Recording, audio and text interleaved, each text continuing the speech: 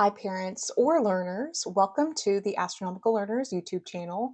So, today I wanted to ask a question of Are you being scammed by tutors? So, if you felt like you have been scammed, or if you're wondering how to prevent being scammed, then stay tuned. If you're just out here looking for resources, you have my full permission to go ahead and skip in the part of this video where you see I have posted resources, or if you're interested in hiring me as a tutor, you can do that as well. But let's get started.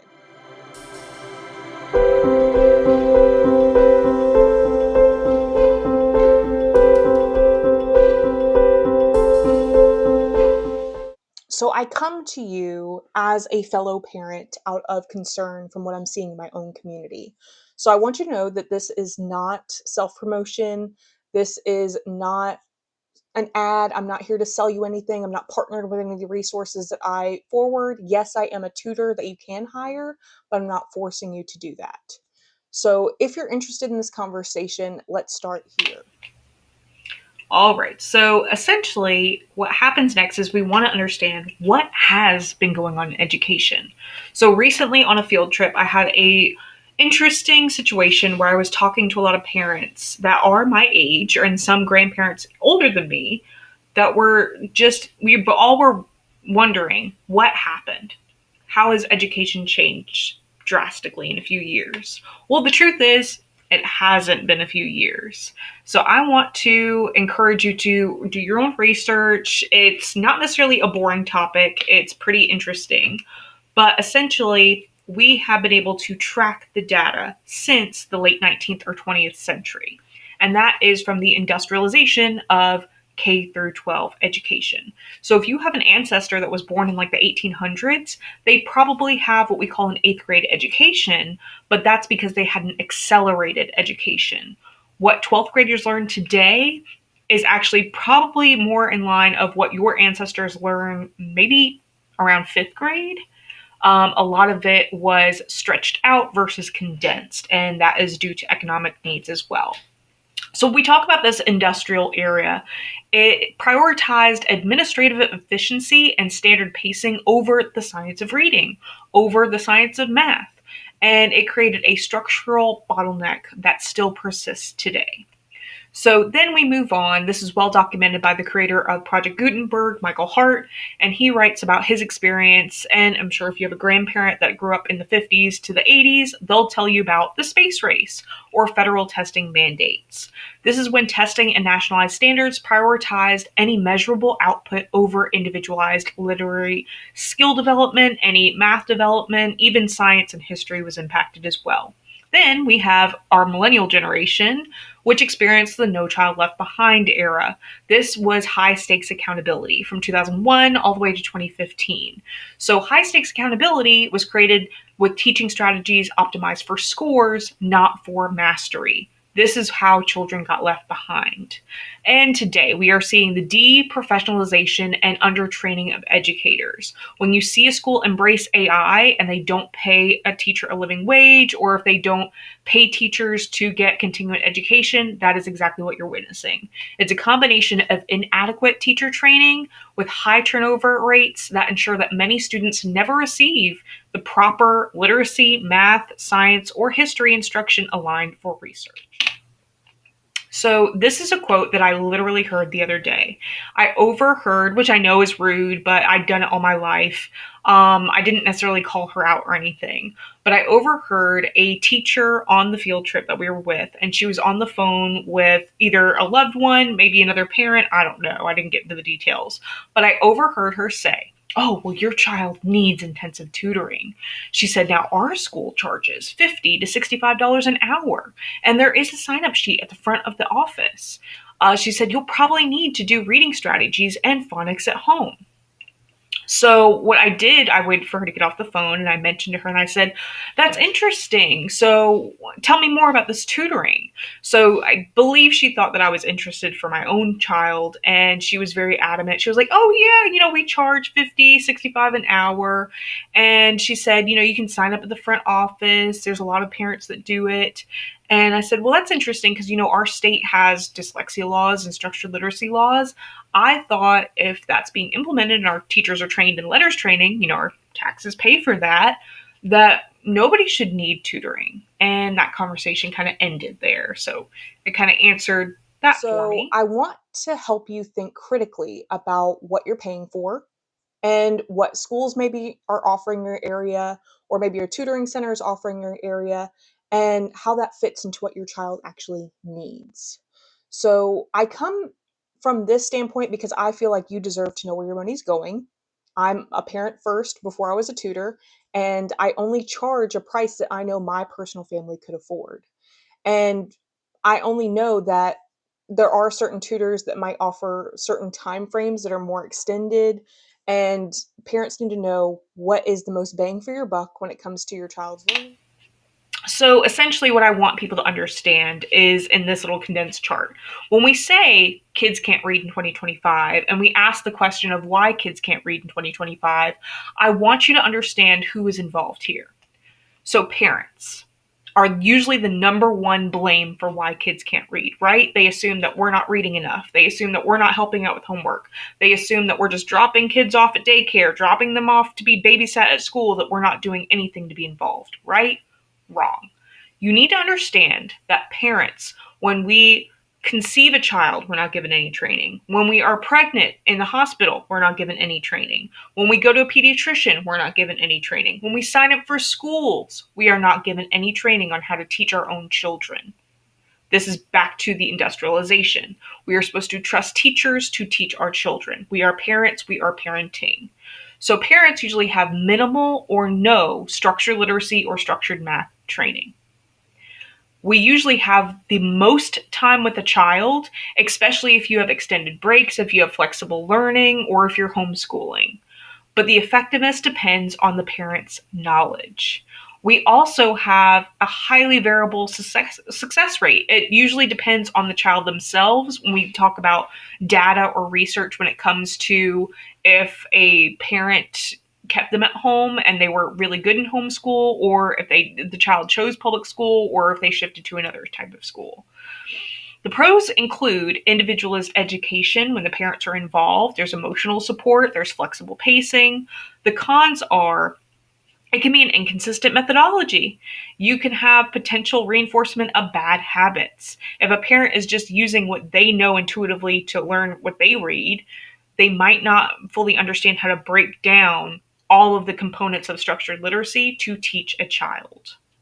So that's what we come to next. We have a homeschool teacher. And I want to notice here, I didn't put any pay rates for parents. Parents usually have a job, and that depends very widely. But homeschool teachers, you don't get paid. Now, there are some states where you have a stipend where you can use it to go toward private tutoring or certain curriculums, but most homeschool parents do not receive any payment from the state, from their community, or anything. So their training and expertise can be a wide range. They can be teachers that decided to homeschool themselves. They can be a dropout that just got their GED and now they qualify to be a homeschool teacher. It's a wide range. But essentially, you have the option as a homeschool teacher to access resources like myself. I got free structured literacy training, I got free dyslexia training, and you can read books and learn as much as you want or as little as you want. The truth is, you do have the most one on one time with your child when you are in a homeschool, unless you choose to opt out and pay for any like programs or clubs or anything that you join. The success rate is higher on average, but it depends on the family that participates. If you are actively giving that information, yes, you're probably going to show it in a positive light versus most people who don't feel confident in homeschool usually just go back to public school. So the pros of a homeschool parent is they're highly individualized, they're adaptive, they're responsive to all sorts of learners. The cons are you are dependent on consistency, stamina, and it depends on your resources because usually, like in my case, we were a one income home. So you usually have one parent that is working and the other parent that's the teacher. Now, I want to address this because what I overheard really disturbed me because public school teachers make $33 an hour in average in my area. Now, it does vary if you are just a regular teacher out of school, but usually you have to have a bachelor's. Then there's teachers with masters. There's even teachers with doctorates. But unless you got structured literacy training, which usually is after all of that training, there's no guarantee that a public school teacher knows how to teach a child to read, sadly. Often, if you are certified, the basic certification education is usually not that dissimilar from a student education. So it's usually like third grade and up type of testing. I know if you apply to be a paraprofessional, there's like a paraprofessional test, but it's basic. If you already know how to read and do math, you're just showing your mastery yourself. There's not really a test to show, oh, can you teach this child to read, or can you teach this child to do numeracy or add or subtract? It's usually a knowledge of your knowledge, which doesn't always prove that you are the best instructor, if that makes sense. Now, teachers, your time is limited. You have 20 to 30 students in a classroom, and you have at most 8 hours in a day and 7 days a week. This means that individual reading time is very, very small. I know in my local school district, there was a parent that made a comment that said, how are these students even getting any, individualized reading time? Because even if you have a small group within general education, that's 15 kids pulled out into a 45-minute small group. How is that enough time to get any kind of remediation or any fill the knowledge gaps that exist? And my answer to that would be public school teachers, number one, should be paid more. And number two, should be teaching in a whole group setting, because even if a student is more advanced and they're getting extra instruction on a skill that they've already mastered, it does not hurt them to relearn that skill or reinforce that skill. It only helps all the students. So this is why if you look at public school data and rates, the success rate is mixed. We do not have a 100% literate society in the USA. And this is how many children fall through the cracks, especially those with neurotypes like dyslexia, ADHD, dyspraxia, autism. And it's not necessarily to say that we need individual schools for each student. It's just that if our teachers are not trained to address everything under the sun, then yes, all of these children are going to be falling in between the cracks. This is why when your teacher is not designed on how to teach a whole class in a structured way, then yes, a whole class pacing can leave students behind, and then you lean on these small groups and these tutors to fill those gaps, and it doesn't always happen. So, what are the pros of public school? We have teachers trained in pedagogy, we have the classroom management and general curriculum. The cons are this insufficient one on one time and the pressure to cover content. You might hear a term like, I'm a content teacher, I'm not a whole group teacher. These issues are persisting. Now, I want to point out, if your student is mentioning, hey, I saw a substitute teacher today, and it's more times than a public school teacher, notice how much the pay difference is. A substitute teacher usually only needs a bare minimum of a GED, and they're paid $10 an hour, in my area at least. Now, this often means that there's minimal or unrelated training at all in any subject, typically short term or sporadic, and generally low for reading improvement. The pros are that you can maintain classroom routines. You still have an adult in there, so your child doesn't lose instruction entirely. The cons are that when your school system relies heavily on substitute teachers, you're unable to provide sustained, individualized reading or writing or math support. So essentially, in here, when you have private tutors that range from free to, like me, I only charge $15 an hour. Or if you have a public school teacher that is tired of making $33 an hour, and after school they're saying, hey, you can get that individualized time for $65 an hour, where is the incentive going? Are they incentivized monetarily to teach in the classroom time or after school? This is what is so confusing, because yes, when you have a tutor, you're highly specialized. You're able to individualize the lesson plans. You're able to zone in and do assessments and see, hey, that student needs multisyllabic words. Hey, that student needs to practice on typing and spelling. You're able to see the blanks and fill those gaps. But you cannot intervention or tutor your way out of a public school or a whole class problem. Now, the interesting part is that I was on a field trip with my kid's school, and I overheard a certified teacher on the phone telling somebody the rates that they charge for tutoring. So this is what led me to think, wow, how many parents don't really know that they're being overcharged or that's overpriced for a service? So I want to first off say this is not an attack against teachers. I 100% believe that teachers deserve more pay. I don't think that the tutoring prices should compete with the hourly wage that a teacher makes. I think it should actually be the opposite. I think if a school is charging $50 to $65 an hour for a teacher to tutor after school, that's actually what they should be charging or more during the school hours. Tutoring should not outcompete what a child is getting in the classroom times. So the question is, if the school's instruction isn't working during the day, why do parents have to pay extra for more of the same instruction after school? So I want you to understand that, and a lot of times you do get what you pay for. And you only know if you do the research like I did. So some tutors are simply just reusing the same worksheets and methods that your child already gets in school. There's a website called Teacher Pay Teachers where fellow teachers upload things that they make, and teachers can either download it for free or pay a certain portion. But a lot of it is largely unregulated. That's why a lot of school systems have started banning teacher pay teachers and usually subscribing to websites like twinkle.com that follow the state standards. I will point out that not all structured literacy tutors are the same. I am very clear that I do not have teaching certification. I do not have classroom teaching experience. My experience comes from a homeschool setting, and I have gotten my training completely free. So I do that for another reason too, is because if you pay for a certain certification, even if it's not the best, usually you feel indebted to that person who gave you certification.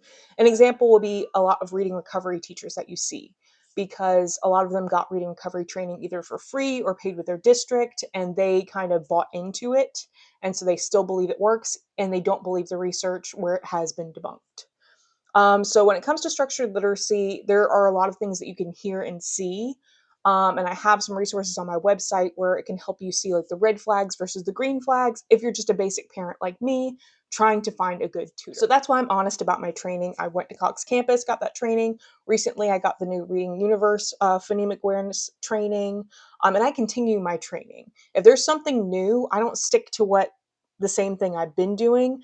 I go ahead and update to what works.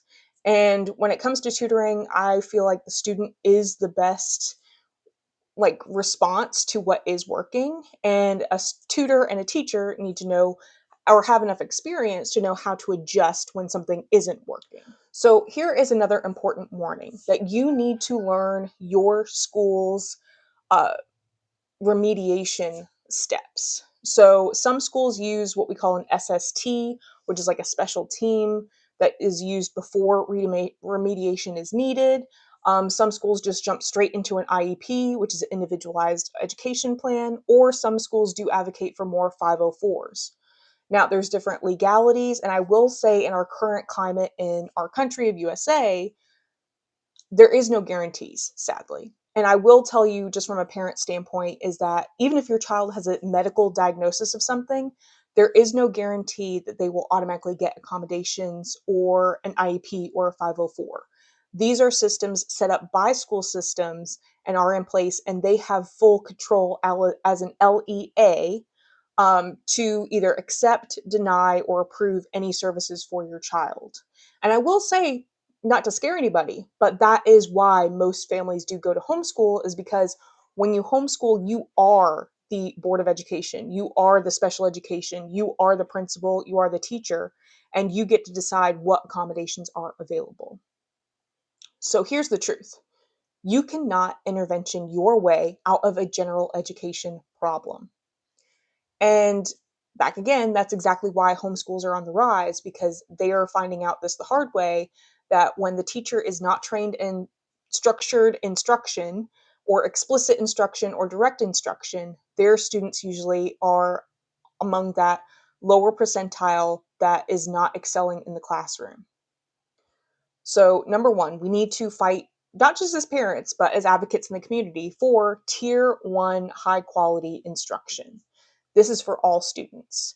And it's very evidence based. And it doesn't mean that we have schools for every single student and their issue. It means that one school should have highly trained teachers so that no matter what student walks into their classroom, they know how to instruct them. And I will say some schools are embracing AI to do this. There is Khan Academy, which I'll show in my resources, that has a Conmigo, which helps you develop that scaffolding. There is Magic School AI that is doing that. That's Project Read AI. AI can be a tool, but we can't fully remove the humans from the classroom. So, my answer to the lady on the phone was, you know what I tell my students or parents that can't afford a tutor? Use your online resources. Go into the Google search and type and say free tutoring. Go to your local library, ask about free tutoring. Go to your high school, say, hey, do you have high achieving students that would like to be a tutor? And they can put it on their resume as an internship or, just volunteer experience. If you are a student yourself, you can go to schoolhouse.com right now and sign up as a free tutor. But I highly recommend that you use resources that are available to you. Next, I want to give you a list of some free or low cost resources that I've personally used, and I am not being paid in any way to advertise them. I want you to understand this is not an ad, but I have found these myself and used these. So, first off, back to Schoolhouse, it is run by Khan Academy, and Khan Academy has also integrated AI, and they have a Conmigo, and this is completely free to sign up for. Yes, there's portions that you can pay for that are more advanced. That is completely up to you. If you don't want to pay for them at all, you don't have to, but these are resources that are available for free. That's Khan Academy. Next, I have been talking about this for a few years now. I saw them when they first came out, and now they're integrated with UFly, and they're offering district-wide resources. They have free and paid-for options, but this is projectreadai.com, so you can go there to learn more. Next, we have IXL. I personally do pay for this as a mom. I used it in my homeschool to prepare my daughter for her eventual standardized testing that she would have to take. I will say it's not perfect when it comes to teaching. It's more geared to if you want to follow the state standards, if you want to get a student ready for a test, if you want to teach a student how to use their strategies or skills to understand different types of test questions, I highly recommend it. And this is not necessarily expensive, but it's not necessarily low cost. It's more on the high end. But I do know they do qualify for some homeschool programs. Next, this is completely free, and we need to support PBS right now because they are under threat of closing down with lack of donations. So I will highly recommend PBS Learning Media. My kids, since they were young, we've used free PBS, the TV shows that were available to us. When we didn't have access to their antenna feature with our TV and we moved far away from that, we've used it on our tablets with PBS Kids videos, PBS Kids games. I've used their free resources that you can print online in my homeschool. I've used their usually their local PBS station has like a writing contest each year. We've submitted for that. Right now, I do know if you're a teacher and you're interested in PBS Learning Media, they have like a grant for social studies teachers, I believe. But it's just a very cool resource, especially when you're building background knowledge. Or let's say the resource provided in the homework doesn't make sense. If you want a different way to explain a skill or a lesson to be learned, this is a great resource. And it integrates with Google Classroom. Next, I want to say I haven't personally used this, but I did find this online. And it's something as simple as searching free phonics resources. This is called Open Source Phonics, and they have free materials for teachers, tutors, and family. And I know people have used this and really love it, so I do want you to go ahead and I'd say even if you don't use it as a backup because sometimes there are curriculums that you go through or phonics resources that might have gaps themselves. And you can absolutely, if you're a homeschool teacher or if you're a tutor or if you're an educator, you can use your resources to fill those gaps. Next, I want to talk about this. I just found this the other day, and I wish I had it years ago. But it's called Free Reading, and they have teaching tools, and they break it down into 40 weeks.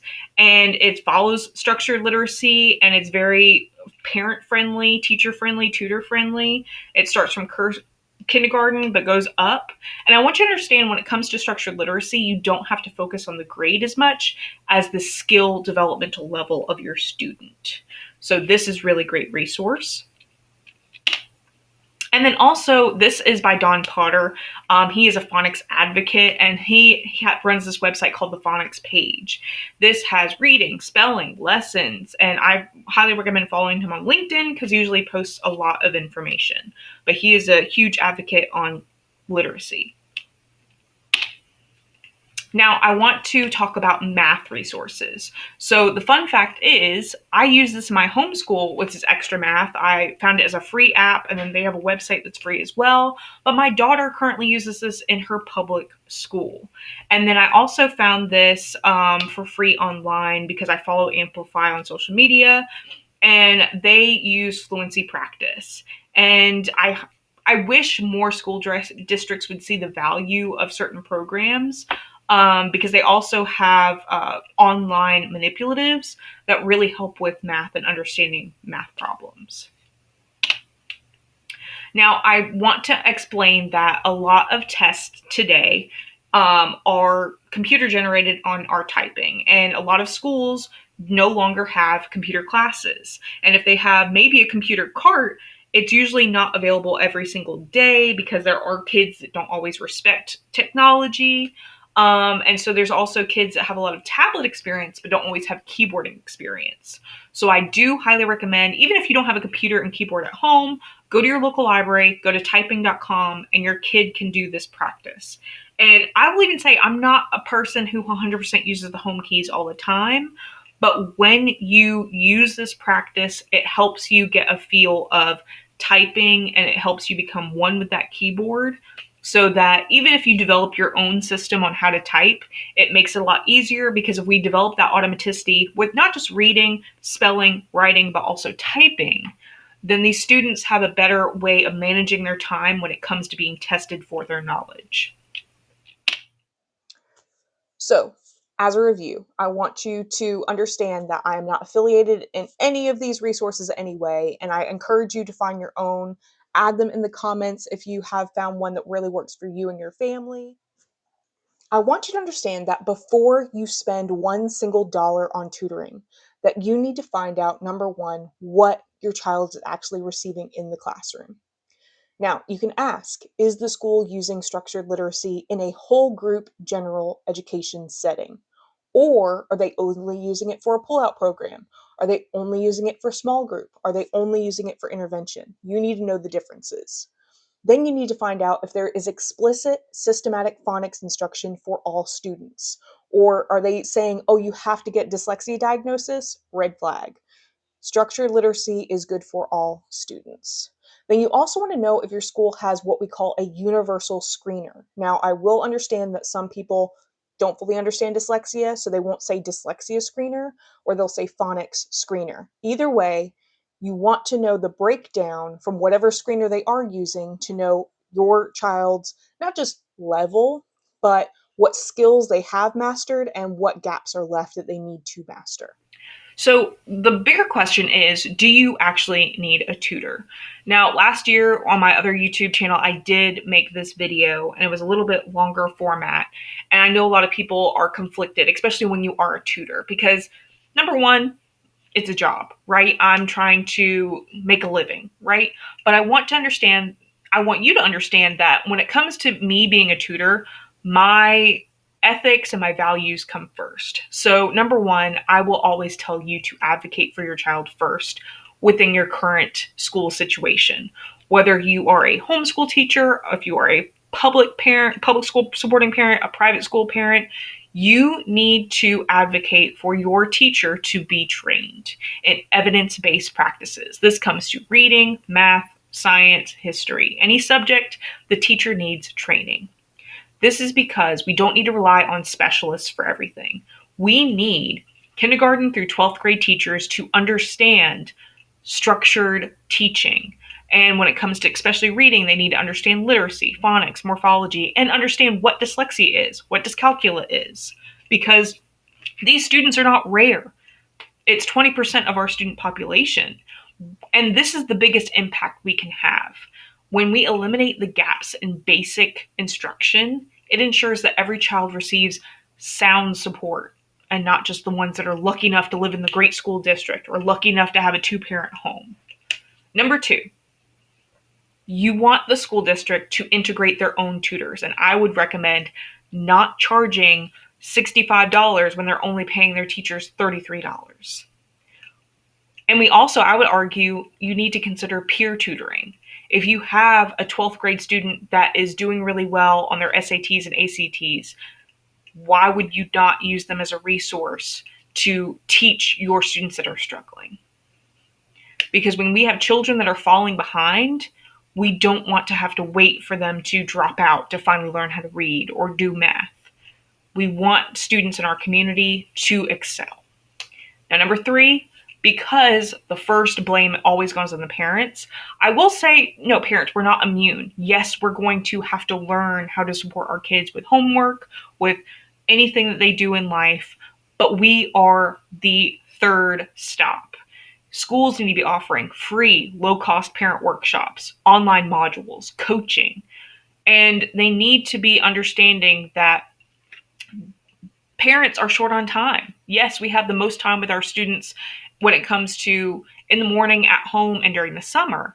But if you have a working parent, especially a two-income parent home, teachers are going to be the best resource to educate our students. So, in the end, I am not saying that all tutoring is a scam. I want you to know that there are some incredible tutors out there, but too many families are overpaying or are spending too much time in tutoring.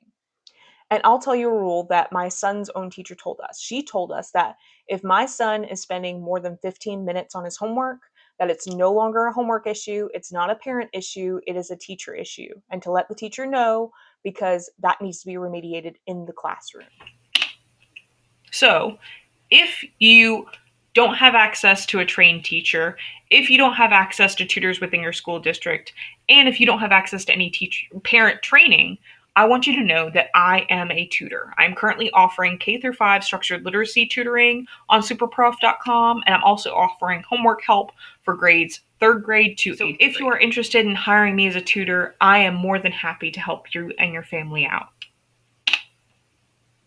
Now, this is another quote I hear all the time. Well, wait, you're highly qualified. You should be charging $20 or more per hour. This was said by a very supportive and fellow tutor who does charge probably around that $65 an hour. And I think more power to her. She definitely does make a wonderful living, and she has other tutors that she supports as well. I would say I'm just not at that scale right now. And my schedule doesn't allow it because I am a mom first. I'm a wife also, and I have to put my family first, but it's definitely a very much strong passion for me to help families in an affordable manner. If my family couldn't afford $65, I would not be charging $65. I can afford $15 an hour, so that's exactly what I charge. So, another thing is, because of my limited schedule, that's exactly why I made this YouTube channel, because I'm able to record certain things and share my expertise. And this is available 24/7. And I hope that, even if, let's say, I move on and I'm done with tutoring, that these videos can hopefully help somebody of the next generation or inspire a parent to become a tutor themselves. But ultimately, I want to thank you so much for supporting this channel and watching and listening and caring about the current education crisis that we're witnessing. But definitely, if you're interested, use these resources or check out my website for more information. But have a great day.